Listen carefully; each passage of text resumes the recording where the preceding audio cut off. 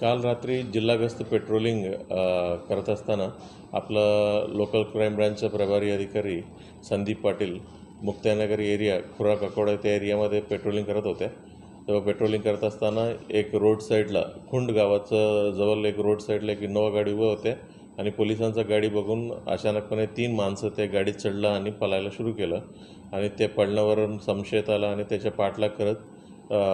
ते पाठलाग करायला सुरू केलं आणि पुढचं जे पोलीस स्टेशन होतं आपलं मुक्ताईनगर पोलीस स्टेशनला सांगितलं आणि बुलढाणाला 1-2 पोलीस स्टेशनला देखील सांगितलं होते आणि त्याच्यानंतर ते कुठल्याही नाकाबंदीमध्ये थांबत नव्हते. म्हणून पुढे अकोला जिल्ह्यामध्ये सांगण्यात आलं होते त्यांना नाकाबंदी लावायला किंवा एखादी मोठा गाडी वगैरे लावायला. त्यांनी एक चांगला ट्रक वगैरे त्यांनी रोडवरती उभा केला आणि ते इनोवा गाडीनं थांबवलं आणि इनोवा गाडी कुठे पुढे जाणं त्या शक्य नव्हतं म्हणून त्यांनी रिव्हर्स घेताना ते रोडचं खाली आले होते. मग आपलं रोडच्या खाली गाडी आलं आणि गाडी थांबलं अशा विश्वासानं आपलं पोलीस टीमचं संदीप पाटील आणि इतर 2 कर्मचारी गाडीच्या खाली उतरल्याबरोबर रिव्हर्स घेऊन आपलं पोलीस अधिकाऱ्यांच्या अंगावरती गाडी आणायचा प्रयत्न केला आणि त्याच्यामध्ये आपला पोलीस इन्स्पेक्टर संदीप पाटील देखील त्याच्यामध्ये किरकोळ जखमा झाला. मग त्यामधला 6 आरोपी होत्या. 6 आरोपींपैकी एक आरोपी अरबाज खान ह्यांना जागेवरच पकडण्यात आलं आणि बाकी 5 आरोपी जागेवरून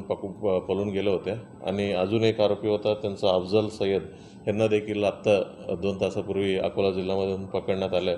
आणि या गाडीमध्ये एक बैल चोरी केलेला बैल मुक्ताईनगर पोलीस हद्दीमधूनच चोरी केलेला बैल एक सापडला आणि त्याच्यानंतर एक तलवार, एक गुप्ती, एक चाकू, एक लोखंडी राड आणि त्याच्यानंतर दोरी, कपडे अशा सर्व गोष्टी त्या गाडीमध्ये जप्त करण्यात आलेल्या आहे. ह्याच्यापूर्वी 3 बैल चोरीच्याच गुन्हे त्याच्या विरोधात ह्या आरोपींच्या विरोधात दाखल आहे आणि आत्ता त्यांच्या एक अकोला जिल्ह्यामधलं एक बैल चोरीचा गुन्हे, एक बुलढाणा जिल्ह्यातलं बैल चोरीचे गुन्हे आणि जळगाव जिल्ह्यातलं 3 बैल चोरीतले गुन्हे या आरोपींकडून उघडकीस करण्यात आलेलं आहे.